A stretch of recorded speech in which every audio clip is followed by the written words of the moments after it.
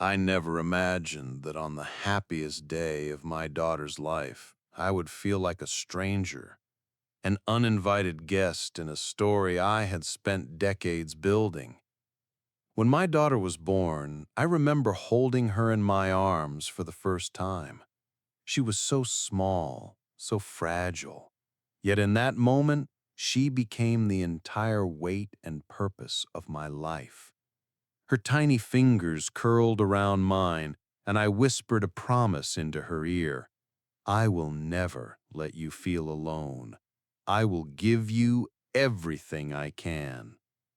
Her mother and I had dreamed of raising her together. We painted her nursery in soft yellows, sang to her before she could even understand words, and prayed every night for her future. But life can be cruel, and when she was only 8, her mother fell ill. I still remember the nights of hushed whispers, hospital corridors, and my wife's trembling hand gripping mine as she said, "Take care of her for me." I became both father and mother in those years. It wasn't easy. By day, I worked long shifts, fixing machines at the factory, hauling boxes in warehouses, whatever job would pay enough to keep us afloat. By night, I cooked simple meals, helped with homework under the dim glow of a kitchen bulb, and tried my best to braid hair with clumsy, calloused hands. I burned dinners, ruined ponytails, and often fell asleep in a chair while waiting for laundry to finish. But my daughter never complained. She would smile, pat my cheek, and whisper, "You're the best dad." Those words kept me alive. Every school project she brought home, I helped her build. Every recital, I sat in the front row, clapping louder than anyone else. I saved every drawing, every report card, tucking them into a shoebox in the closet like treasures, because to me, they were. There were nights when the house was quiet, too quiet. I would sit in the living room, staring at the empty chair where her mother once sat, listening for laughter that would never come again. On those nights, I would tiptoe to her room, watch her sleep, and promise myself that no matter how heavy life became, I would never let her carry that burden. We lived simply, but I tried to give her moments of joy. Trips to the park with ice cream, birthdays with homemade cakes, summers spent in the little garden out back where we planted sunflowers because she said they looked like sunshine. And when she grew older, I worked extra hours to save for her education. I remember sitting at the kitchen table, bills spread out, calculator in hand, whispering to myself, "She will not struggle like I did. She will have opportunities." When she was accepted to university, I cried, not because I was sad, but because every blister, every sacrifice, every night spent worrying had led to that moment.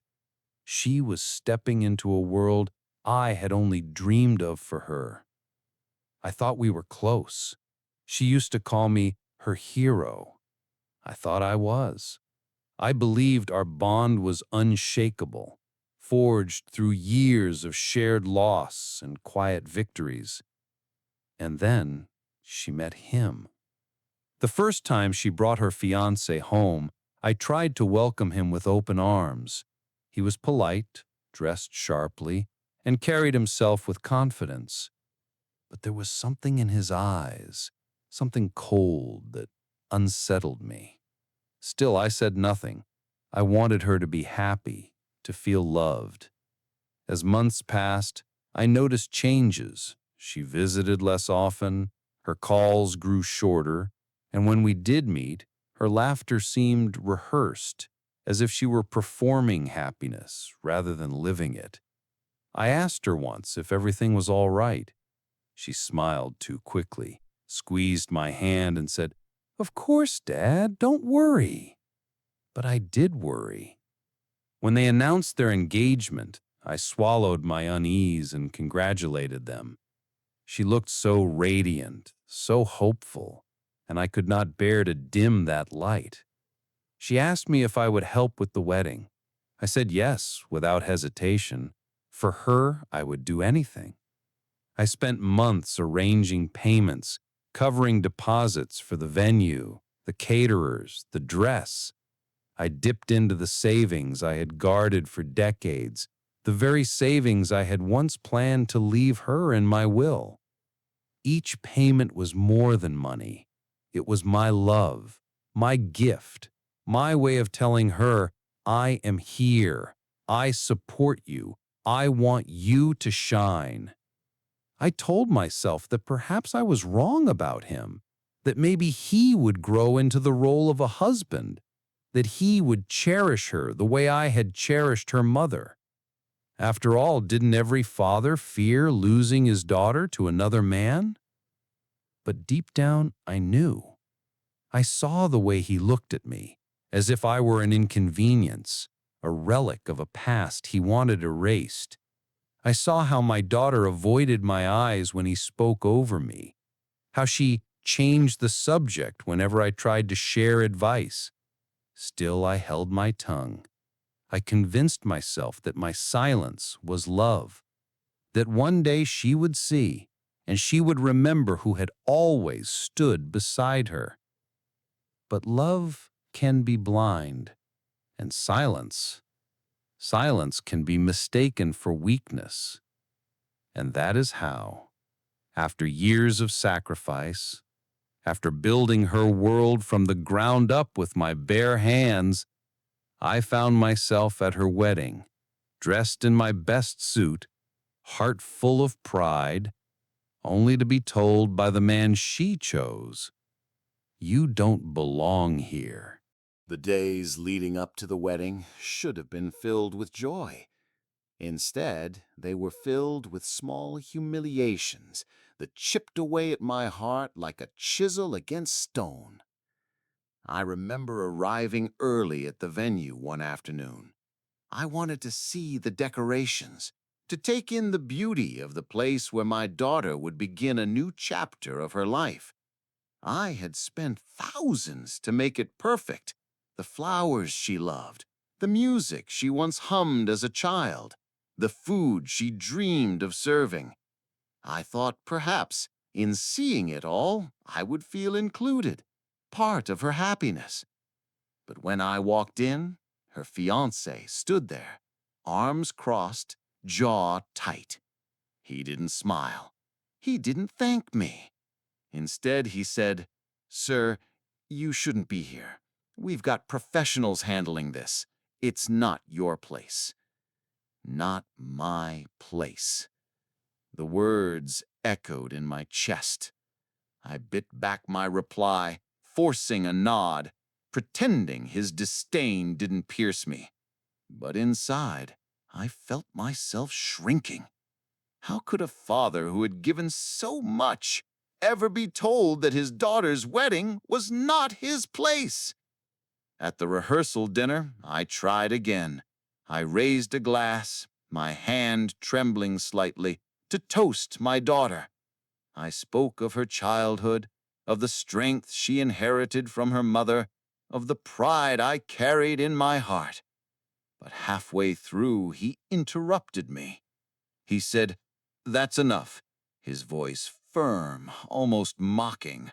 "We don't want to bore everyone with old stories." The room fell silent. My daughter looked down at her plate.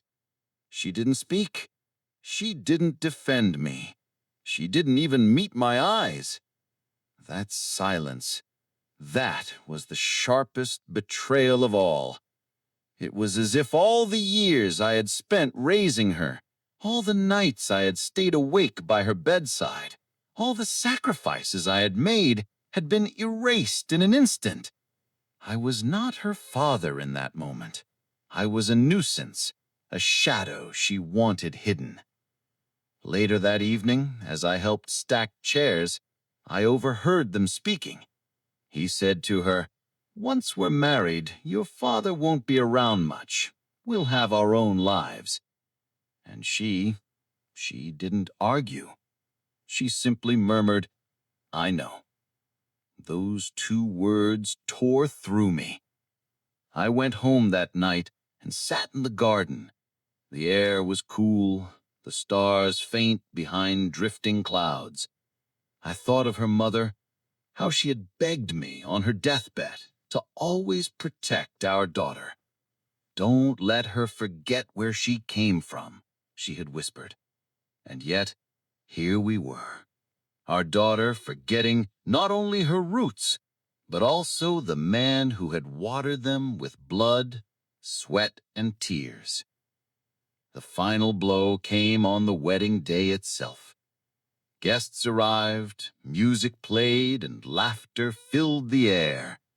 I sat quietly at the edge of the room, my heart swelling with love as I saw her in her gown. She looked like her mother that day, radiant and glowing. For a moment, I believed that everything would be worth it, that the cruelty of her fiancé would fade in the light of her joy. But then he approached me. His smile was thin, his words venom wrapped in silk. He leaned close and whispered, Sir, you should leave. You don't belong here. My breath caught. My hands trembled. I searched his eyes, hoping for some flicker of kindness, some trace of respect. But there was nothing, only contempt. I looked at my daughter. She stood just a few steps away, laughing with her friends. She didn't see. She didn't know. And when she finally turned her eyes toward me, I waited for her to say something, to call him out, to remind him who I was. But she didn't. She simply looked away. That was the moment my heart broke. Not because of his words, but because of her silence. I realized then that I had lost her, not to death, not to distance, but to indifference. She had chosen her silence over her father. She had chosen him. So I stood there, surrounded by the very beauty I paid for, and felt like an intruder, a man dismissed from his own child's happiness. But what they didn't know was that I had one thing left, a power they had overlooked. Every flower, every chair, every plate of food had been secured with my money. My name was on the contract. And in that moment of humiliation, I made my decision. If I were not welcome at my daughter's wedding, then my money would not be welcome either. After he whispered those words, "You don't belong here," I walked outside. The music carried through the walls of the venue, muffled laughter and clinking glasses echoing from within. But out there, in the cool air, all I could hear was the slow, steady beat of my own heart. I sat on a stone bench near the garden, where they had set up decorations for photographs. Twinkling lights hung from the trees, and flowers lined the walkway. All of it had been chosen with care, and all of it had been paid for with the money I had worked for, saved and guarded like treasure. Yet in that moment, it felt like I had been buying my own humiliation. I closed my eyes, trying to steady my breathing. The memory of her childhood came rushing back, her small hand clutching mine as we crossed the street, the way she used to run to me after school, arms open wide, shouting, "Daddy!" I remembered the nights when she couldn't sleep, and I told her stories until she drifted off. I remembered her mother's last words to me, "Take care of her." Had I failed? Was this what my sacrifices had led to? A day when I was treated like an outsider? dismissed by the man she chose and ignored by the daughter I raised? I looked up at the sky, the faintest star visible in the evening haze, and something inside me shifted.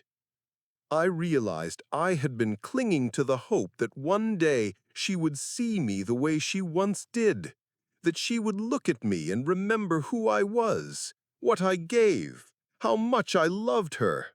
But love cannot survive in silence forever, and respect, once lost, rarely returns.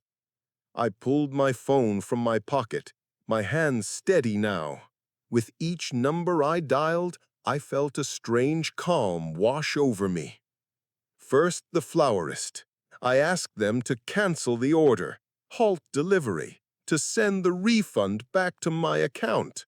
Then the caterer. Contract under my name, payment still pending.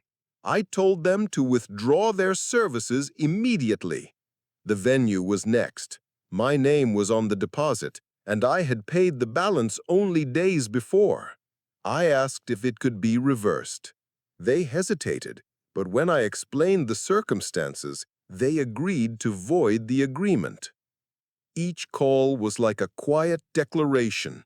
I will not fund my own erasure. By the time I finished, a weight had lifted from my chest. I had spent years giving, my time, my health, my money, my very soul. But giving without gratitude, without love in return, only breeds entitlement. And entitlement had poisoned my daughter's heart. I didn't act out of revenge. No, my decision came from clarity. A father is meant to protect his daughter, to give her the tools to build a good life. But he is not meant to build that life for the man who mocks him, nor for the daughter who chooses silence over respect. I stood up and walked back toward the venue.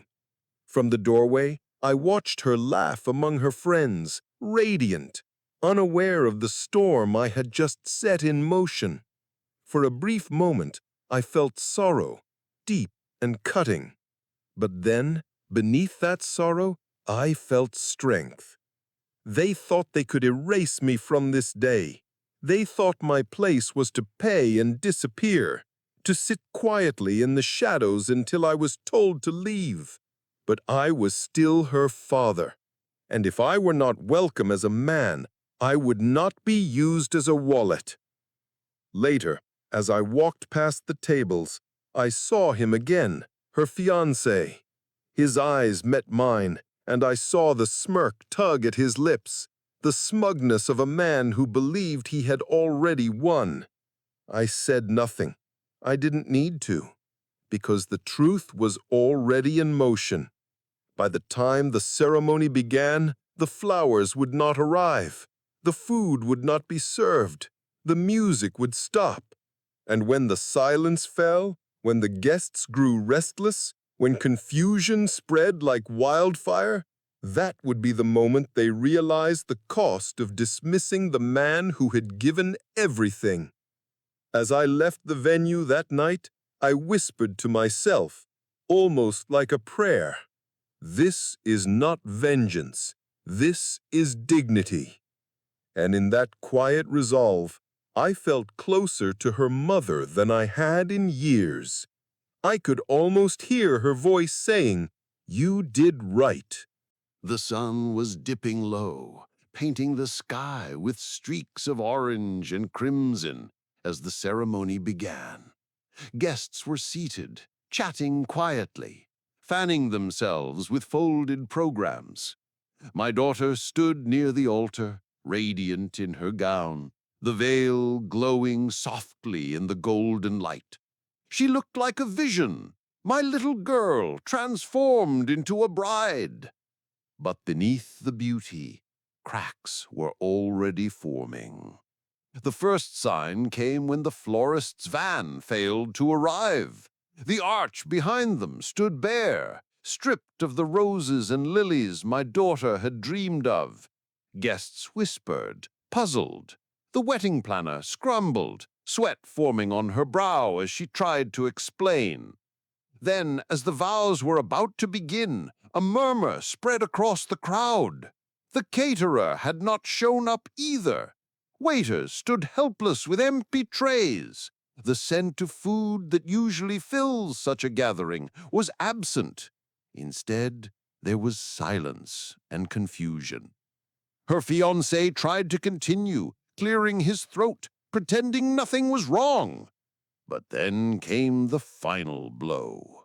The venue staff approached discreetly, speaking in hushed tones to the planner, who turned pale. The sound system cut off mid-song. The lights flickered. The manager stepped forward and announced, voice trembling, "I'm sorry, but without full payment, we cannot continue hosting this event." Gasps filled the air. Guests shifted uncomfortably. Some began to leave. The dream wedding unraveled thread by thread right before their eyes. My daughter's face drained of color. She looked at her fiancé, panic rising. "What's happening? You said everything was taken care of." He stammered, his smug confidence evaporating. I thought your father." Her eyes darted to me. For the first time that day, she really looked at me. "Dad!" Her voice cracked, fragile. I stepped forward, my hands folded calmly in front of me. My heart ached, but my voice was steady. It was taken care of. Every flower, every plate of food, every light in this hall, all of it was mine to give. But when your fiancé told me I didn't belong here, when you chose silence over standing by me, I realized I was not your father today. I was just your wallet. The guests froze, every ear straining to hear. My daughter's lip trembled, tears gathering in her eyes. Her fiancé's face twisted with anger. "You!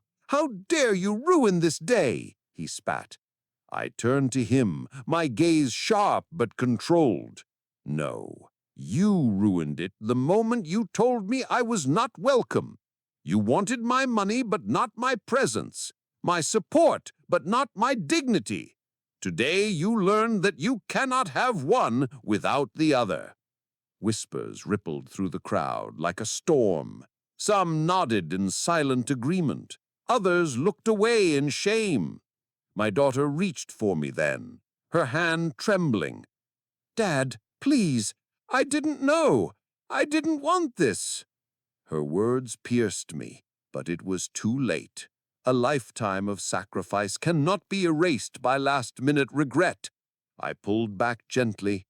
"I gave you everything I could, all these years, and I would have given this too, gladly, if you had remembered to honor me as your father, not just your banker." The silence was deafening. Her fiancé barked, "Fine, we don't need him. We'll figure it out ourselves." But his voice shook, his bravado shattered. Guests began to leave in greater numbers now, muttering disapproval. The dream wedding was collapsing into chaos. My daughter sank into a chair, her head in her hands, her veil slipping to the floor. She looked suddenly so small, so lost, and for a brief, fleeting moment, I wanted to rush to her, to comfort her as I did when she scraped her knee as a child. But I stayed rooted where I was. This was her choice, her silence, her consequence. I turned to leave, each step echoing against the emptying hall. At the door, I paused, my back to them, and spoke softly, just enough for her to hear. Love without respect is nothing, and respect without action is just silence. Then I walked out into the cool evening air, the sound of her sobs following me like ghosts. For the first time in years, I felt the strange mixture of grief and freedom. My role as the forgotten father had ended. What came next would no longer be in my hands. but in hers. The days after the wedding were quiet for me. Too quiet.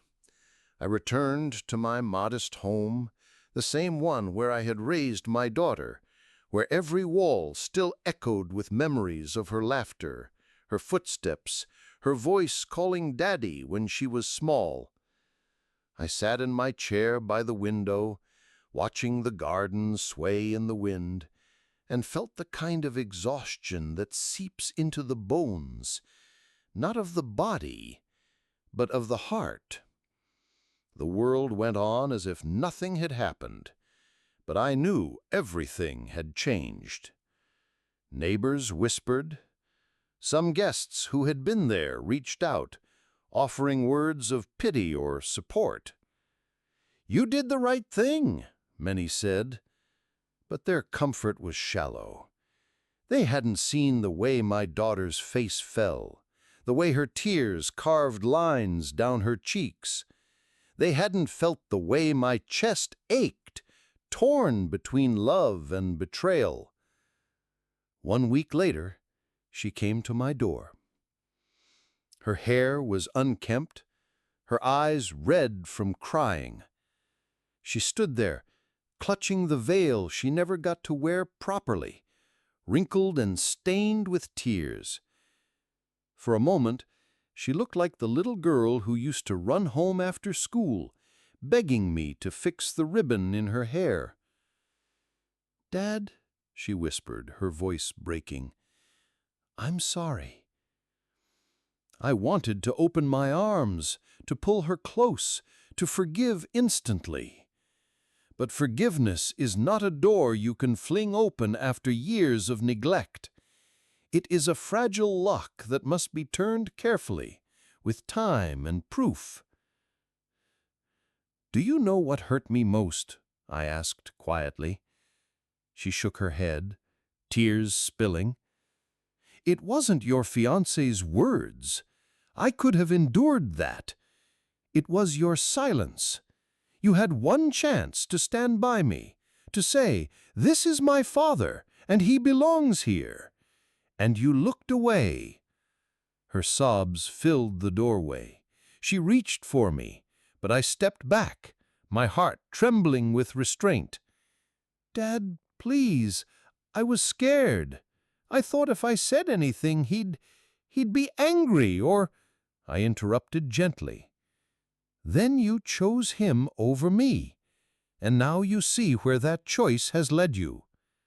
She bowed her head, shame burning her cheeks. "He left," she whispered. "After the wedding collapsed, after the guests left, he walked away. He said it was my fault. He said I should have controlled you. And then he was gone." I closed my eyes, the weight of her words pressing down like a storm. I had known deep down that her fiancé's love was shallow, self-serving, but hearing it confirmed twisted the knife. For a long while, neither of us spoke. The only sound was the creak of the old house, the wind brushing against the windows. Finally, I sighed. "You have a lot to learn, my child. Love is not about money. It is not about pride. It is about honor. If a man cannot respect the father who raised you, he will never truly respect you either." She cried harder then, clutching the veil like it could shield her from her mistakes. I didn't turn her away completely. I let her sit in the kitchen, the same place where I once fed her soup when she was sick, where we used to share stories on winter nights. I made her tea. We spoke little, but the silence between us was no longer the silence of betrayal. It was the silence of a fragile bridge being built, piece by piece. In the weeks that followed, she tried to come more often, sometimes with trembling apologies, sometimes with just a quiet presence. I didn't make it easy. Trust, once broken, is not easily mended. but I didn't close the door either. And as for my legacy, the house, the little savings, the land I had worked so hard to keep, I began to think differently. There was a neighbor, Mrs. Reynolds, who had helped me countless times. She brought me meals when I was sick, checked on me in the winter, treated me like family when my own daughter was too busy or too distant. And there was young Daniel, the boy from down the street, who often mowed my lawn without asking, who sat and listened to my stories of the past. They had shown me kindness without expectation. So, when the time came to revise my will, I did not leave everything to my daughter. I left her something, enough that she could live with dignity, enough that she knew I had not disowned her completely. But the larger portion I left to those who had honored me while I was still alive, not just after I was gone. Some might call it harsh, but I call it fair. Love must be proven, not assumed. The day I signed that will, I felt a strange peace settle over me. My story would not end in bitterness, but in balance. Those who had cared would be cared for in return. And as I sat again in my chair by the window, watching the garden sway in the wind, I whispered a prayer that my daughter would grow from this, that she would one day understand the value of respect, not just for me, but for herself. Perhaps then, when she stood at another altar, if such a day ever came, she would remember her father's lesson, and maybe, just maybe, she would choose differently. If you've listened this far, remember this. Silence can wound deeper than words. A parent's love is not endless money, nor endless patience. It is built on years of sacrifice, on late nights, worn hands, and unspoken prayers whispered over a child's future. When we grow old, we don't ask for riches in return. We ask for respect, for dignity, for a place at the table we once worked so hard to build. My daughter learned, too late, that love without respect crumbles, that a man who cannot honor the family that raised you will never truly honor you. So I say to you, cherish your parents while they are still here. Defend them, even when it is uncomfortable. Do not let pride or the influence of others make you blind to their worth. Because one day, when their chair is empty and their voice is gone, all you will have left is regret. Don't wait until it's too late.